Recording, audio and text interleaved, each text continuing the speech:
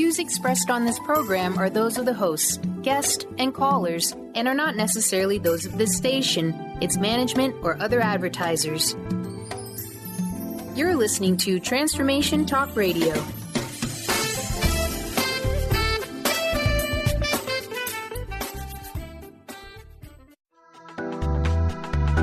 This show's audio was via a Skype call.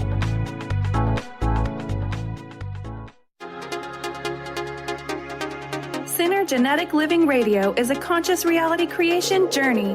Tune in as Rick and Grace Paris teach you the innovative approach and new philosophy that will shift your entire paradigm of what it is to be a human being.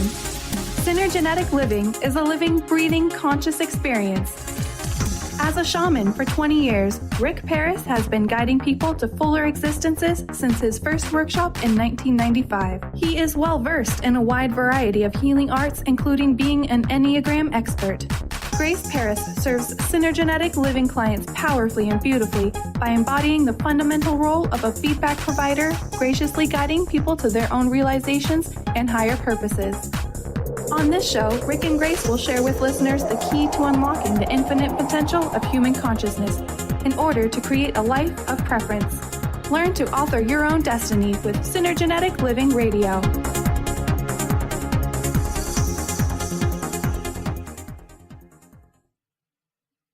Hello, everyone. I'm Grace Paris, and I'm here with Rick. Hey, good morning. It's morning for us. That's right. And you're listening to Synergenetic Living Radio. Stay tuned with us for the next hour and let us help you experience a new philosophy, a new way to heal yourself, and a totally new approach to life. Each Friday on Synergenetic Living Radio, we'll have new and exciting solutions to everyday problems in this time of chaos and great change. And actually, today is very exciting for me to share with you guys because this is really about Rick and his experience and something we don't tend to openly share in the beginning. So I asked Rick to share his story with us today, kind of how he was called to healing and where it's taken him. So wherever you'd like to start, Rick. Right on. Yeah, I sometimes I forget. Like one time I had done a bunch of speaking engagements, and at one point at the end of one of my times said, "So who are you? Where did you get all this?" And I was like, "Oh, maybe I should take a little time to talk about that." So I think this show, I'm just going to kind of give the history of how I got to where I am now. As far as being a healer, that was happening as long as I can remember. There used to be people that would come up to my mother and just out of nowhere say, your son's a healer. And of course, my parents were religious and they didn't really take kindly to that kind of communication. So they would really tell me, stay away from them. That's people that are into that are devil worshipers. You don't know what's going on. In the Bible, they say don't listen to prophecies and those kind of people and whatnot, so it wasn't encouraged at all. And I didn't think of it much, quite honestly, either. And like when I was in the first grade, and this was in the 60s, it was the first real wave of people getting divorced. And so apparently, I actually don't remember this. My mom told me the story where I always would show and tell whatever was going on in my life in class. I have a show and tell. And so I would talk about what was going on in my house, and apparently I was talking about my parents were getting divorced, and I explained it really well, and the school had asked me to have these after-school meetings and talk the kids through their upset about the divorce, and apparently I did that quite a few times, and so that was my first real act that I don't even remember, but after that I do remember people coming up to my parents and saying things like that and not being open to it. And so my parents, they were Catholics.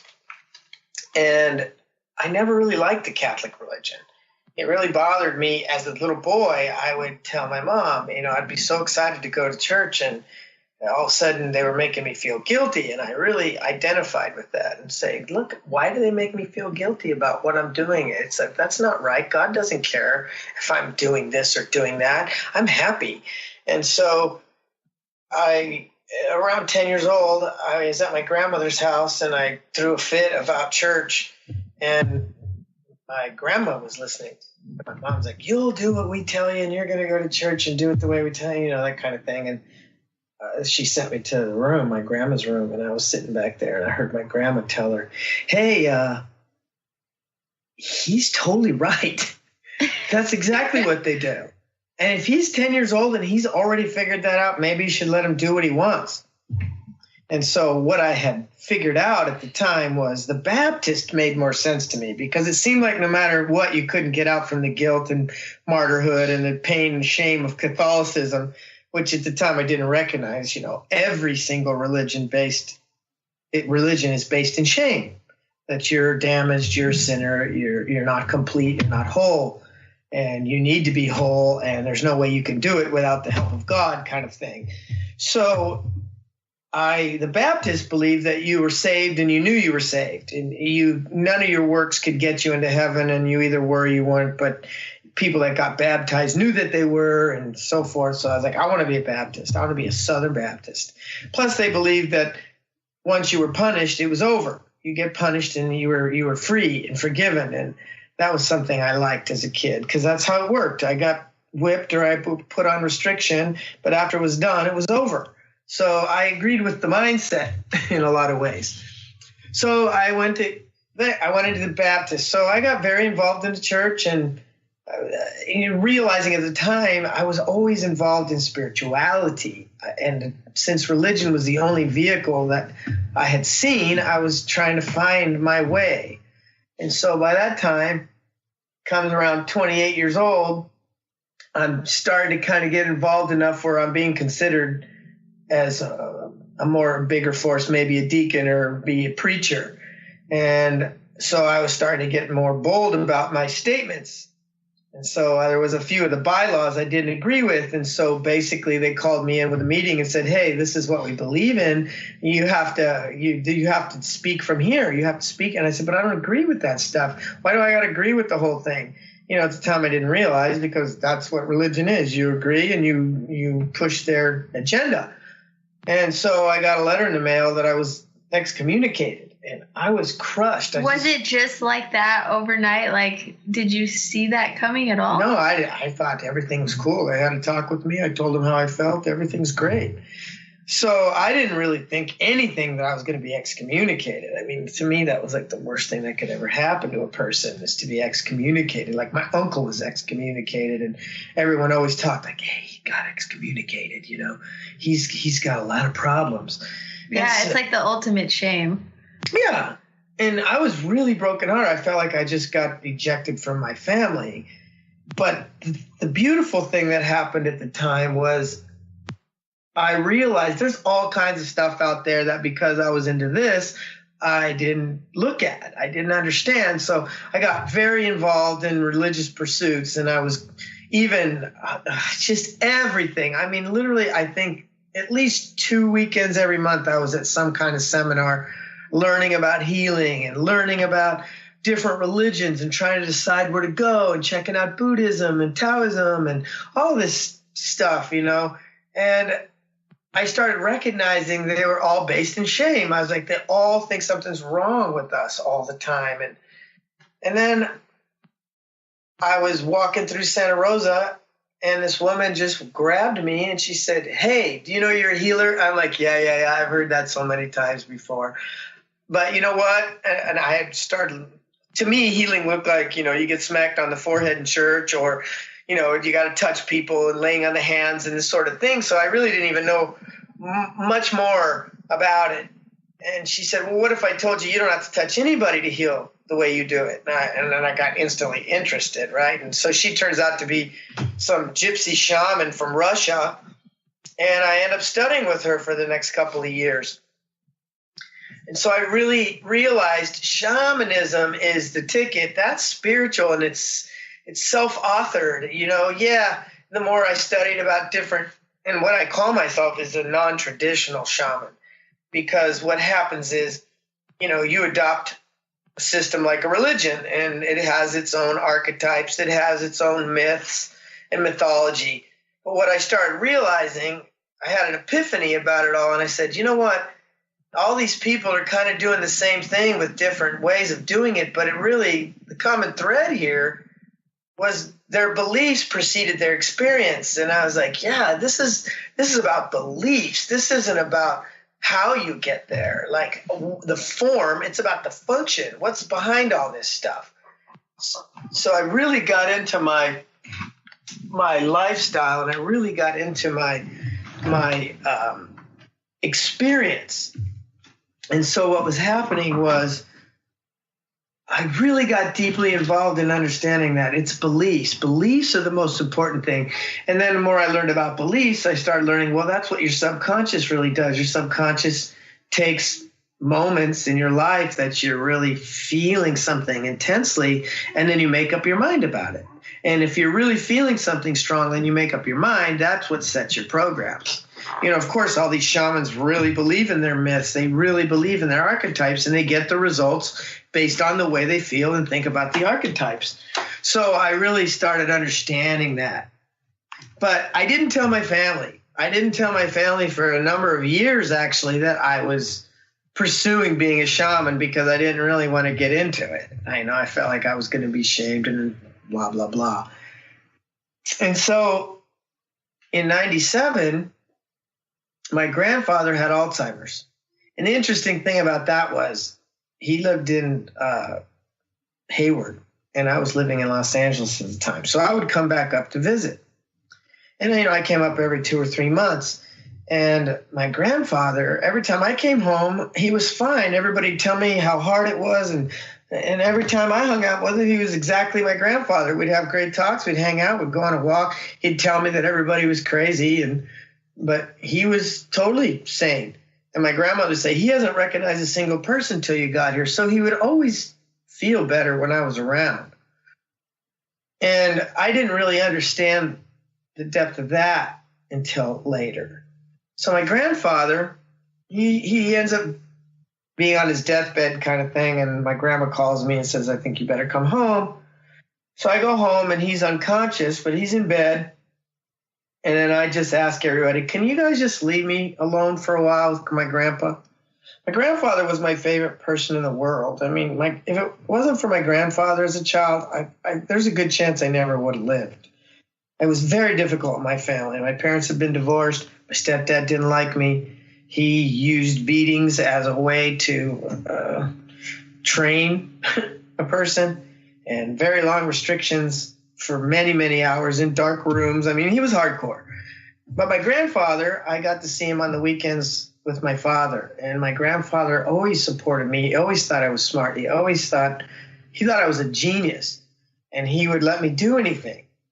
And I was always kind of a mechanical genius. I could hear something. I could reverse engineer it. I could understand why things were working, which essentially is with understanding that beliefs precede your experience. And like when I was 8, that's how I got my first motorcycle.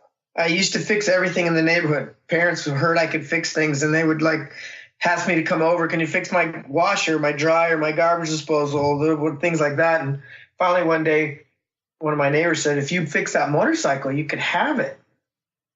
So I took the motorcycle apart. It took me 3 days, and I got the motorcycle running. And everybody was like, oh, my God, how did you do that? And I don't know either. I just know when I hear something a certain way, or I look at something, I can usually just figure out why it doesn't work. I didn't really need, for some reason, I didn't need any background. I just understood what I was doing. And so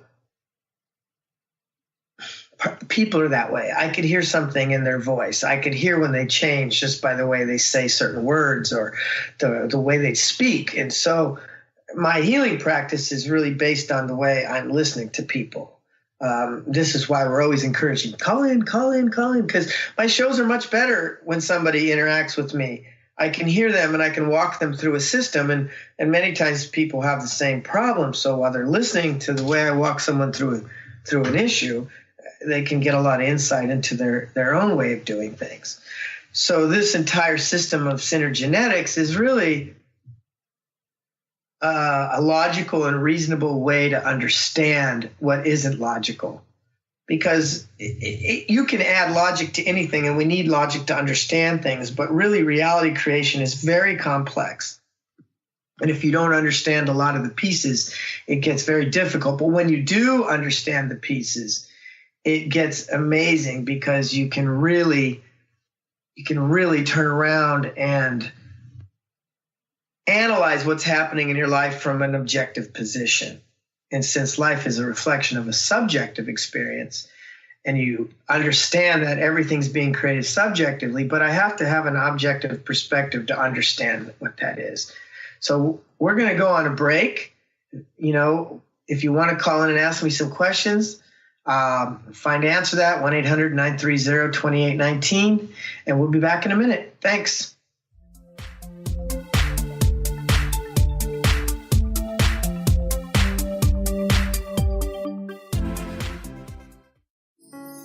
Are you ready to stop stress, anxiety, and low self-esteem from running your life? Join award-winning author Dr. Friedemann Schaub for Empowerment Radio and learn breakthrough solutions to switch out of survival mode and approach every day with great ease, joy, and purpose. Tune in the first and third Wednesday at 11 a.m. Pacific to Empowerment Radio with host Dr. Friedemann Schaub on Transformation Talk Radio. Visit thefearandanxietysolution.com to learn more. Calling all moms, it's time to awaken your vibrant, intuitive, loving self in every area of your life. Join host Debbie Pokornik as she shares thoughts, stories, and tools to help you stand in your power. Listen to Vibrant, Powerful Moms helping everyday women create extraordinary lives. Mondays at 2:30 Pacific, 5:30 Eastern. For more information about Debbie, visit empoweringenergy.com. That's empowering with letters NRG.com. What is a brilliant culture, and how do we create them? Why are they important?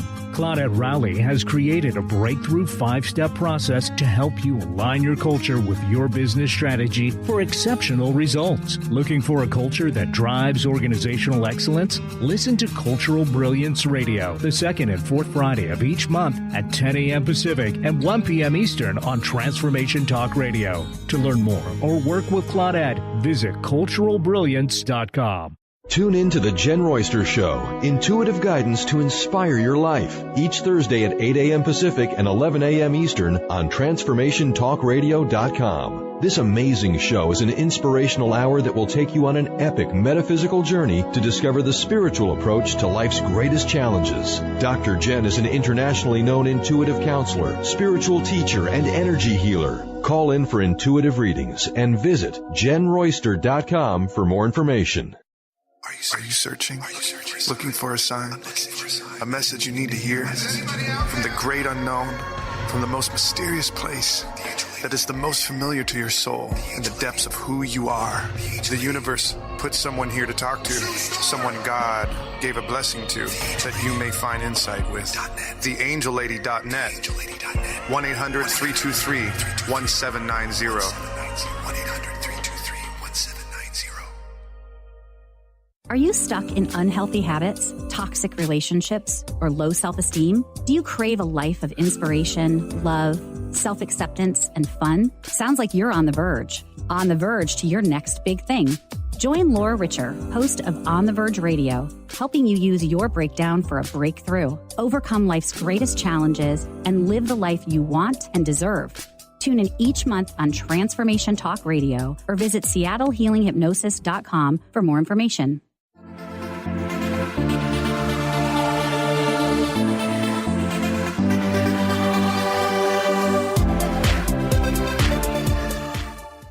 Hi, everyone. We're back on Synergenetic Living Radio. And if you're just tuning in, Rick is sharing his story. But before we dive back in, I want to make sure you know how to contact us.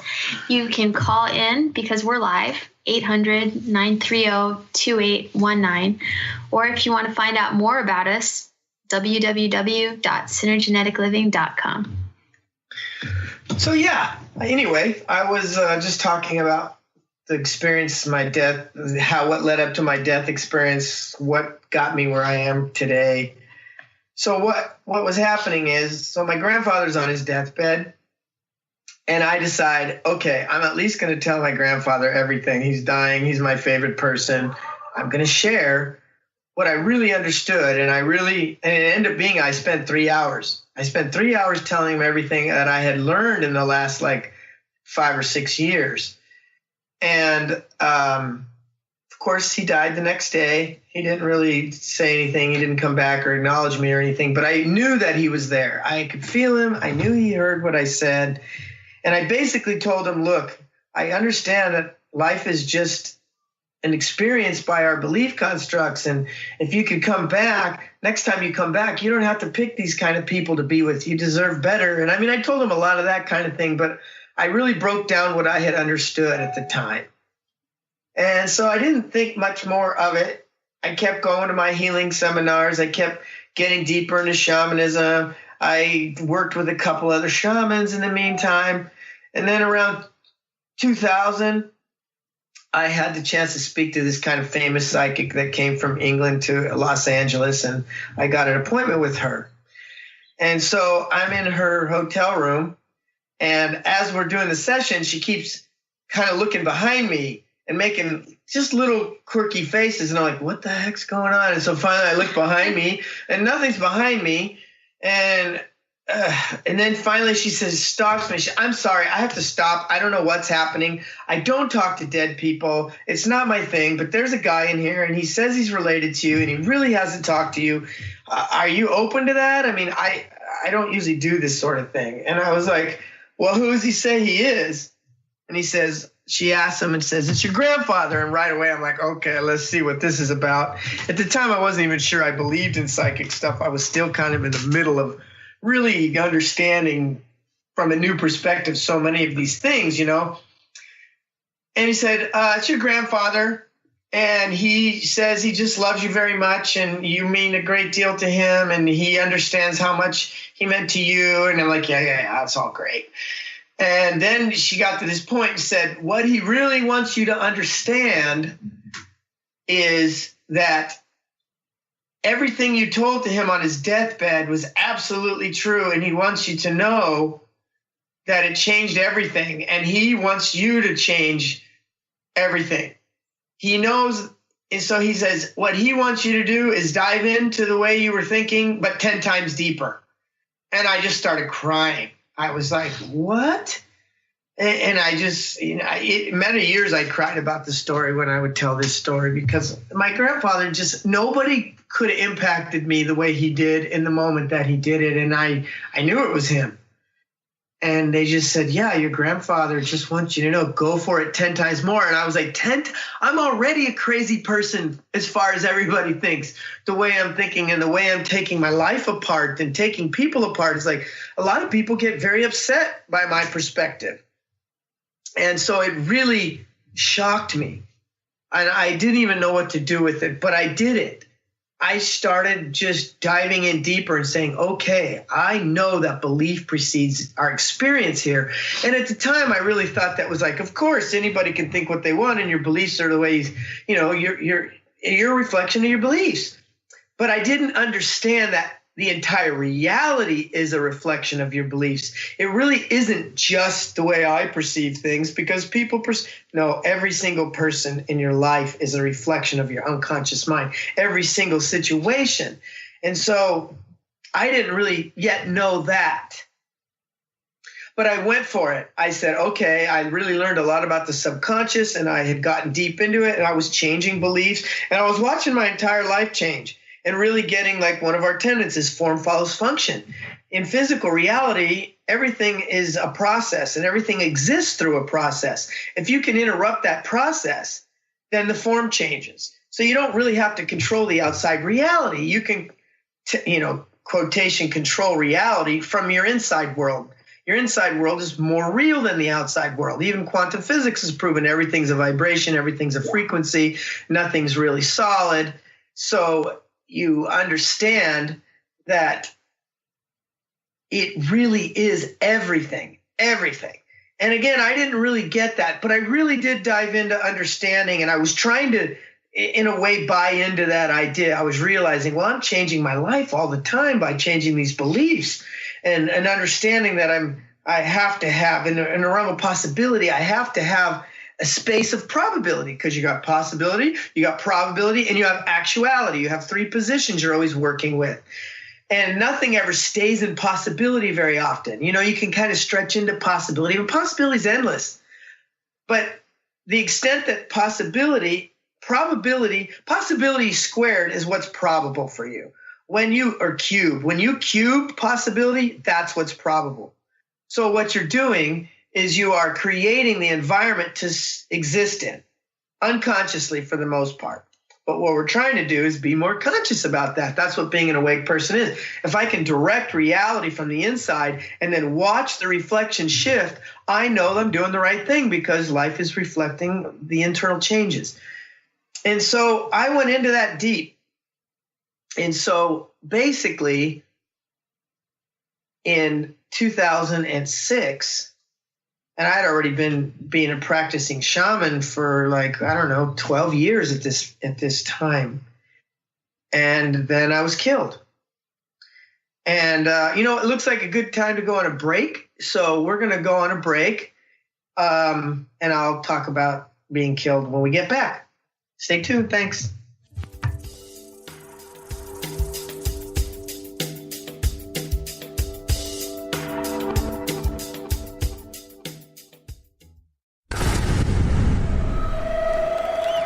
Welcome to the Dr. Pat Show, talk radio to thrive by. I am so thrilled to be talking to all of you. We have got talk radio for all of us. Are you ready and willing and able to accept all of the abundance you can muster up in your life? Check us out, thedrpatshow.com, transformationtalkradio.com, transformationradio.fm. Oh my goodness. Take your own journey with the angels with Claire Candy Huff's Heaven Sent Guided Angel Meditation CD, letting go of concerns and living in the now. This beautiful CD walks listeners through practical exercises to help free them from the burdens, worries, and concerns of daily life. Walking a quarter of the way across the bridge, you see a bright, emerald green light and sense a loving presence. This is Archangel Raphael's green healing energies, nourishing and revitalizing you. Take a moment now to bathe in this green healing light. Giving you much more than just relaxation and stress release, this wonderfully narrated CD provides vivid visualization, soothing and inspiring music, and an angel's choir that will bring you peace, clarity, and a newfound awareness. Visit angelhealinghouse.com today. To find answers to life's questions, you need to look within yourself. Dr. Glenna Rice brings your questionable conversations on Transformation Talk Radio each month. Tune in each month for insight into how you can live up to your full potential. Dr. Glenna is a physical therapist, certified Access Consciousness, and Access Body Class Facilitator. How does it get any better than this? For more information on Dr. Glenna Rice and her work, visit glennarice.com. A word of caution: if you prefer the status quo and you are not interested in improving every aspect of your life, this book will trigger the shift out of you. The Truth is Funny, Shift Happens is available now. Author Colette Steffen brings the powerful knowledge and life-changing energy and empowerment from the radio airwaves to the pages of her new book. To get your copy in paperback or ebook, visit thetruthисfunny.com today.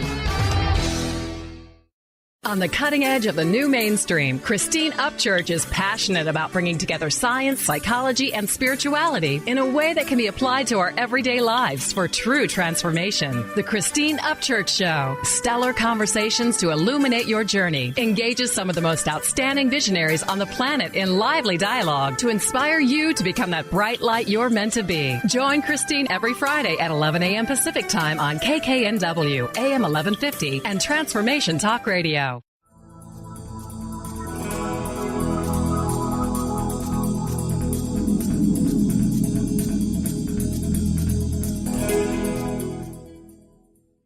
Okay, we're back.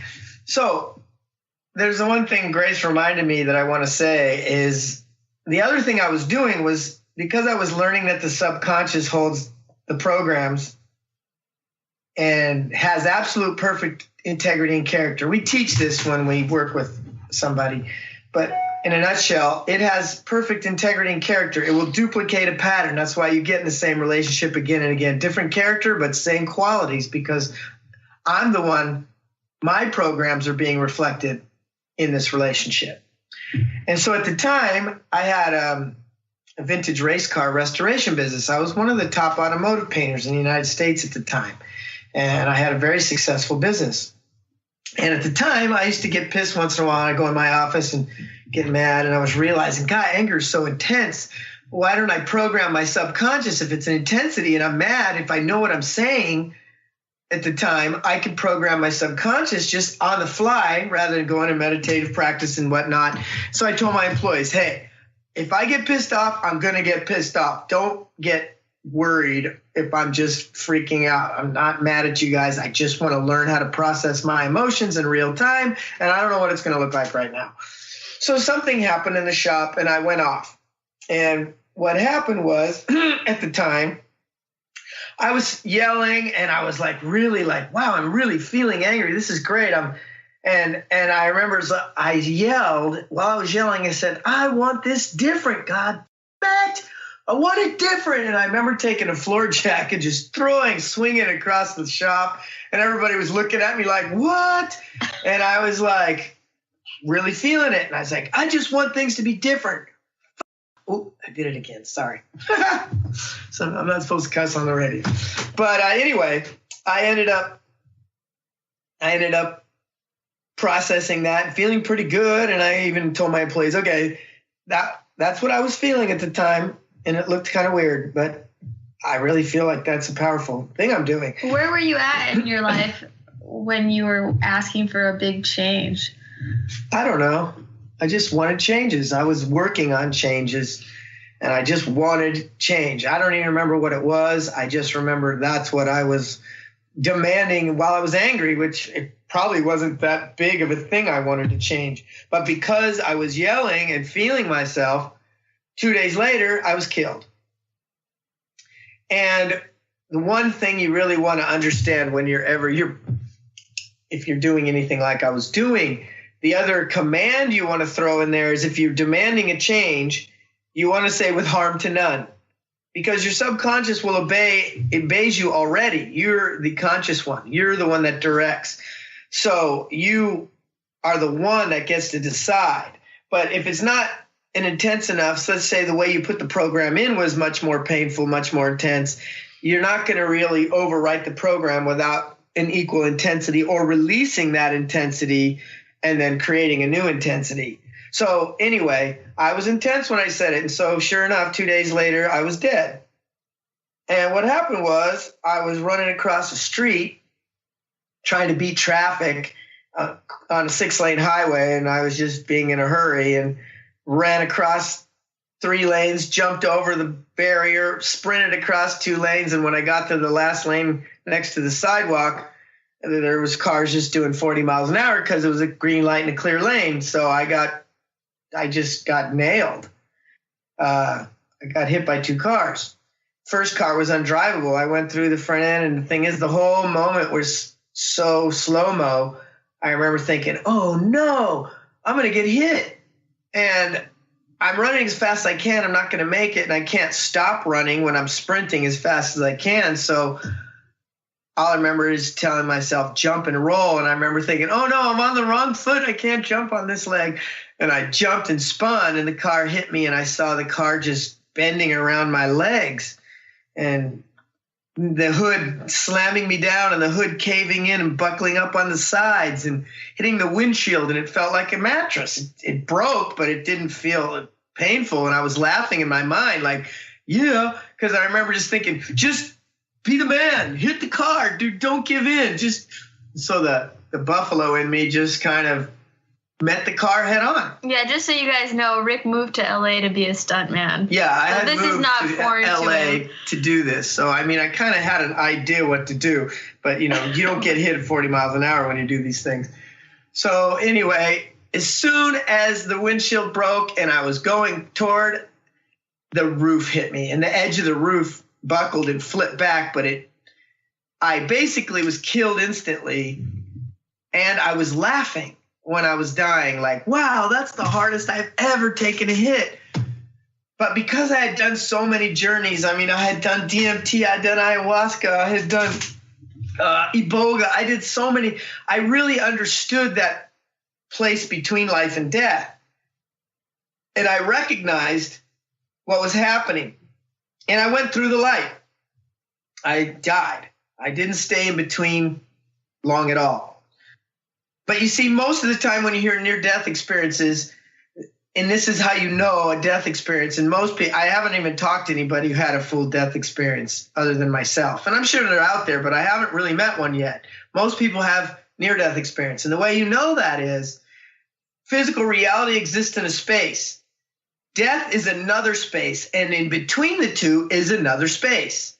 It's like the overlap of both. So an NDE, a near-death experience, you're usually, what's the word I use? You're usually framing. You're framing everything in the physical. You might not be in your body. You might be walking around the hospital. You might be understanding everything. You can fly around. You can do all these crazy things because after death is influencing the life experience. So you're in between the two places. So you take on the qualities of both. You're kind of a magical, amazing human being that doesn't have to eat, doesn't have to sleep, isn't in pain anymore, but you're still connected to the physical. When you actually die, you actually leave physical experience, you leave it completely. And what happens is, the best way I can explain it is, you're a huge being. I mean, like so huge, it's impossible for you to fathom who you really are. But what you move into when you leave is a more real you, more the God being. You know you're not God. You know you're not goddess. You know that there's both. You know that there's a synergy that the both are creating, and that's where you exist. You exist in the synergy that God, goddess, all that is. You are part of all that is, a spark of consciousness that has all the energy, all the abilities that God has. But God, goddess has. But you got to learn how to do it. And that's what physical reality, you're really here to learn how to be a creator because it's real time. You have time. You created time. Time is here to slow down so you can see how you're doing and make adjustments, because if you were creating reality on the fly here and you didn't have any subconscious boundaries, you'd be in this ever expanding place creating reality as I go, and there would be no structure. You can't do it. So you make these choices before you come into reality. So you're a massive, massive being. And the way I can see that is the physical reality looked like a grapefruit, let's say, or a softball. And the entire physical experience is that big compared to how big you really are. But when you dip into this experience, it's a ball of possibility, and that's all it is. It's an environment that you dip into, and the God being that you are makes choices before you come here. And then when you enter, your choices combined with possibility create. And that's like your astrological sign, your Enneagram drive, maybe even your human design is all part of that pre-choice that creates the structure for you to come into. You don't live lifetimes consecutively. When you first dip into the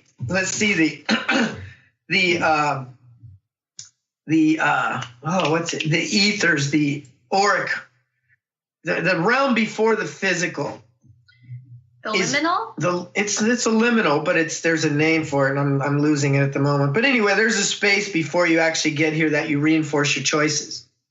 And then you enter physical reality. But what happens is you're this massive being. Well, I had recognized that life was a reflection. I had understood it enough that when I was dead and out of the universe, there's nobody in the universe. When you exit possibility, it returns to possibility. There's nobody here.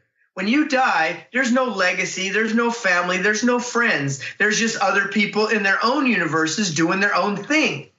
And it's like a big bubble bath. Our bubbles touch each other. When we experience each other, our bubbles touch. But when your bubble separates, you're in totally different universes. So what you're doing is you're really here to be an artist. Because, for instance, you can draw a straight line in the universe, but there's no natural place in the whole universe where a straight line exists. Geometry is just a belief construct. It isn't real, and it doesn't even reflect nature. But you understand what a straight line is, and you can make a straight line. Outside of space and time, they don't even know what a straight line is. They have no concept of it because they've never had a physical experience. Most consciousness does not enter the physical experience. That's why everyone thinks, oh, it's so hard, I don't want to be here anymore. You do want to be here. You just got the belief construct that it's crappy and sucks, and I don't understand that I'm the one creating that dynamic. Yeah, it's hard to grow and change. Yeah, all those beliefs that you hold, which makes physical experience difficult, but they're your experience. And of course, that's a big birthday cake that takes a lot of time to incorporate. But since reality creation is a process and your awakening is a process, you just have to understand everything's a process. And when I understand the function, the process changes. And that's where the God being comes in. That's where a person can really appear to be magical in physical reality. Like, I could say this and it happens. For instance, I don't want to get into that actually right now. But so understanding belief precedes experience. So when I was dead, I really got it. But what would happen is if I dipped my finger, let's say, it wasn't like that, but let's just say metaphorically, I dipped my finger into space and time. What I see before you pick a body is a sea of possibility. It wasn't anything, but now it's an ocean. And there's all these waves in this ocean. And these waves are different life experiences. Some are bigger, some are small, most of them just look like the ocean. You just can't really discern one from another.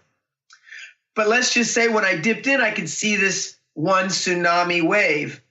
And of course, now I'm interested because I see this endless ocean, but there's a tsunami. Well, when I check the tsunami, like I look at it farther, I'm like, that was the lifetime I was enlightened.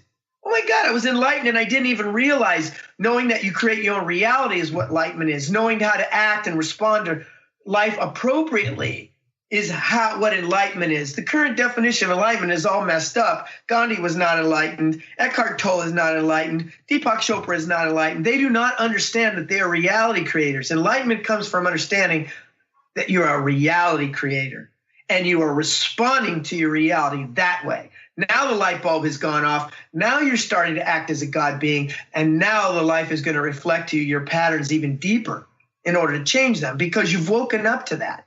But we're going to go on break, and we'll be right back. Stay tuned.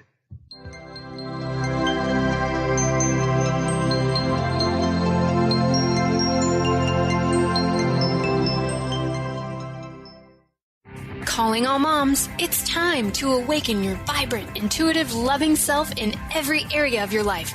Join host Debbie Pokornik as she shares thoughts, stories, and tools to help you stand in your power. Listen to Vibrant, Powerful Moms helping everyday women create extraordinary lives. Mondays at 2:30 Pacific, 5:30 Eastern. For more information about Debbie, visit empoweringenergy.com. That's empowering with letters NRG.com. Is traditional medicine not working for you? Do you still feel as if your health isn't 100%? Here at the Holistic Medical Center, Dr. Nushin Darvish and the qualified staff look through the dimensions of wellness and start a healing plan prioritized to your needs.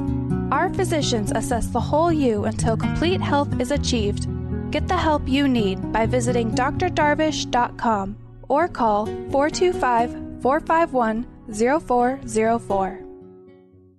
Do you know how to achieve wellness in all areas of your life? Hi, I'm Mary Jane Mack. Signs of wellness are a capacity to love and ability to nurture, a sense of purpose, a good sense of humor and plenty of fun in your life, a concern for others and a respect for the environment, a conscious commitment to personal excellence, a sense of balance and integrated lifestyle, and capacity to cope with whatever life presents. Well, people enjoy their lives and want them to last as long as possible. That's why the wellness mindset usually accompanies company's other constructive, healthy lifestyle habits. By adopting a wellness mindset and behaviors like eating well, taking the right nutrition for the body, exercising, and saying affirmations are just a few things to structure a healthy system of values and beliefs. I will be your wellness coach to help you achieve a wellness lifestyle. Call us at 888-777-4232. That's 888-777-4232. And visit us at maryjanemack.com. Conscious Confidence Radio, a timeless wisdom with Sarah Main. Tune in each month on Transformation Talk Radio and join Sarah on an adventurous journey to the deeper level of meaning to move beyond today's world of constant change, confusion, and uncertainty beyond the shadow of fear. This hit show explores key concepts such as confidence, values, and attitude in a dynamic way. To learn more about Sarah and her work, visit sarahmain.com. Defining success and putting minds to work. With the Higher Learners Career and Leadership Series, Rudy Racine will help you craft your personal definition of success, offering support and guidance as you move forward towards your goals. Take the leap. With the right mix of focus and motivation, anything can be achieved. Tune in every first and third Monday at 12 p.m. Pacific, 3 Eastern, and for more information on Rudy Racine and Higher Learners, visit Rudy's site at higherlearners.com. That's HIRE learners.com.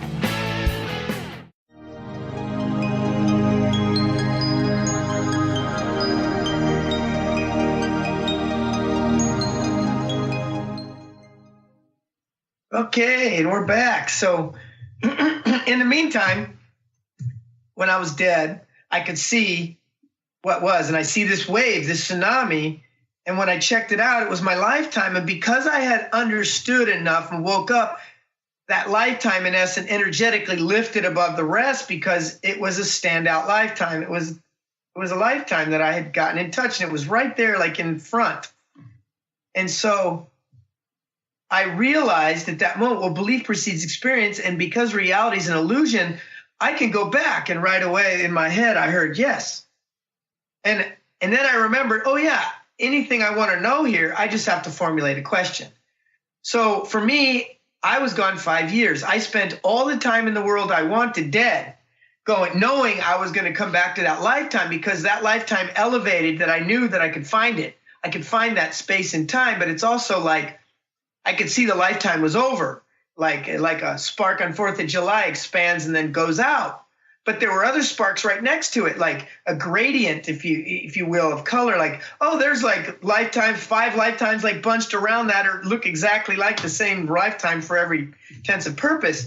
So I got everything I wanted to know, and I decided to go back. So I get back in the liminal, and then I get back in.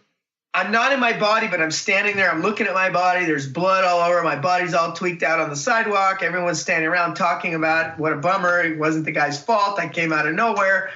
And I'm thinking, okay, I got to get back in. And I was panicking because as I had this massive information I thought I was going to come back with, as I was dropping into the auric field, all the information started falling away. Like the computer wasn't big enough to hold everything. And I realized that's why people don't remember who they are, because you're making your resonance so defined, so dense to make it real and physical that you can't hold all that information. Plus your unconscious mind has it, but your subconscious mind filters out all the extra information, only the information pertinent to this lifetime.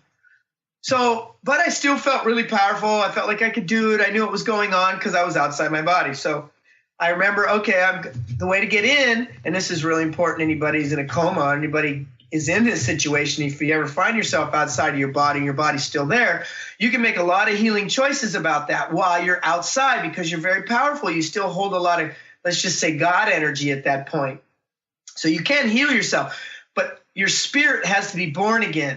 Your soul is forever, but your spirit is temporal and non-temporal. When you come into the physical reality, because you're being birthed into a new experience, the soul has to be there, and then the spirit has to choose. It needs the spark. So I knew I had to take a deep breath with a focus of being back in my body. So I take this deep breath, boom, I'm in my body. Now I'm gasping for air. I'm freaking out. And everything hurts, and now everyone runs, oh my God, he's alive. And, I've been dead for 18 minutes. So, of course, they're panicking, and the woman, ER person, when she sits next to me, my shirt was open already, and her hair grazed my chest, and it felt like razor blades. I screamed, and I looked down, and I was like, oh my God, everything hurts so bad right now. And then she put the blood pressure thing on my arm and started pumping it up, and the other dude's trying to poke an IV into my foot, and it feels like a nail, and the blood pressure thing literally feels like it's breaking my arm. I start yelling, get it off, get it off. And then I tell her, get away from me, get away from me. Nobody catch me. And they're like, sir, do you know? I said, I know what's going on. I said, let me tell you something. Just leave me alone. I need to go in a little micro meditation. I'm fine. Leave me alone. And I get in my thing and I'm like, oh my God, I need help. Please, somebody, my higher self, I need help. I know what just happened to me. And at the same time, I'm freaking out, right? And so I just asked for help, and I wake up and I said, now you can touch me. So they come in and I said, look, if you guys listen to me, I'll walk out of the hospital injury-free in the morning. I can do that, but I need you to listen to what I'm saying. So of course they do. They're like, okay, whatever. And they're doing all their work in the ambulance on the way. And I get into ER and I said, who's in charge? Guy walks out, I'm in charge. I said, okay, look, I know I just got hit. I know that this is an amazing situation right here because the police officer in the ambulance told me I'd never seen a human body get hit that hard and live. I've seen many people get hurt less and die, or at least be in a coma, but not someone awake. And I said, well, watch, I'll walk out of the hospital tomorrow. I understand what's going on here. I understand reality like I never did before. It's why I hold the line for our clients and for people. Yeah, you don't have to learn this, but if you can incorporate what I'm saying, you don't have to die and come back. And if you do die, there's a good chance you can get yourself back in without being born again, which is the whole point. The whole point of being an immortal God being is to understand if I don't lose my consciousness, if I understand the path and I understand how I leave my body and come back, I don't really have to be born again. That's just the way I began the process. So you can interrupt this process and come back healed. You can come back anytime. You can come back to any lifetime. But with this information of being enlightened while you're here, of understanding what enlightenment is. So I hold the line. I know that I know what I'm talking about. I'm a mechanic. It's like if someone comes to me, the minute they start talking, I hear it in their voice when they're not doing the right thing. And I can troubleshoot them. It's just being a mechanic and understanding what I know. So in the meantime, I say that. And all I tell the guy is, look, the future creates the present. You don't need to know it, but that's what I'm doing. Every test you do, you just tell me what the good result is. Tell me what needs to happen for me to walk out of here. So they're like, okay, you got to put you in a CT scan, and I don't even remember now. It needs to be negative, and so positive, whatever. I get in there, I do a meditation, I work with my guides while I'm in there. I come out, and they're like, no, your brain's fine, but for sure you got internal injuries, so let's do that. They do their little scan, I do the same thing, nothing. Then I go and do the x-ray, I do the work, nothing. And then by like 5 hours later, they're like, there's nothing wrong with you, you got a concussion. But don't go to sleep because people often go into comas. I'm going to sleep. I just want some eggs in the morning, and if I'm good, I want to be released. So the cop stayed in the bedroom all night because he said, well, if you're going to go to sleep, there's a chance you're going to die. And I said, well, look, I'll take responsibility. None of this is the driver's fault. It's all my problem. I'm the one I'll take responsibility for this. If I do die, I don't want dude getting hammered for this, And so anyway, I go to sleep, I wake up in the morning, 6 doctors, and they're like, dude, how'd you do that? And I said, well, you're not going to understand, but I'm happy to explain it to you. And I explained to them the process of what to do. And so, they released me, and I went home, and I was fine. I got hit on a Wednesday. I was killed on a Wednesday. I went back to work Monday morning. I was sore for a couple days, but so reality is an entire function of your belief construct, and that's a big thing to understand, and you're not taught, but we are living our lives essentially backwards right now. And that's why we're having so many problems in the world. That's why the systems are breaking. The reason the systems are breaking is because you're relying on them and they're inhibiting your growth. So you're going to create a breakdown because you don't know you're conscious yet. And so we help you do that. We help you become conscious. And if you have an issue and you call in, I'll run you through the issue in a way that is aligned with the way you think and feel. So I'm not telling you what to do or how to do it. I'm just telling you what's broken. And here's how to fix it. And so that's what we do. And it's a combination of years of understanding this, working with people, and a death experience, which gave me a perspective that you can't get any other way. I'm so grounded in who I am and what I think and what I know that I hold the line for people, because I know no matter what you come up with, it's a belief, and I'm going to find it. I'm going to find how to help you. And I don't have the answers to everything, but I guarantee I have a solution for everything. And when we work together, I can find that solution no matter what the problem is. Geopolitical, political, socially, relationship, it doesn't matter. It's all the same structure underneath it all. So anything you want to add? Gee, I know you didn't talk much today. No, it's okay. I'm happy to share Rick's experience, and really he takes years and years of very diverse experiences and applies them to our clients and helps them move in a much more elegant way, so you don't have to go through all that he went through. So yeah, if you want to find out more how to work with us, synergeneticliving.com, or you can email us info@synergeneticliving.com. And thank you so much for tuning in. I hope you enjoyed it as much as we did. Yeah, thank you so much. Have a great weekend. And we'll see you here next Friday, 1 p.m. Pacific, 4 p.m. Eastern. Aloha. Tune in on Transformation Talk Radio for the latest on Synergenetic Living Radio with Rick and Grace Paris. Learn how to get clear on the life you desire. Synergenetic Living is a living, breathing, conscious experience. Rick and Grace will teach you the art of utilizing the future to create the now with a sense of artistic and absolute power, having dominion without domination. For more information on Rick and Grace Paris and Synergenetic Living, or to download an episode of Synergenetic Living Radio, visit synergeneticliving.com.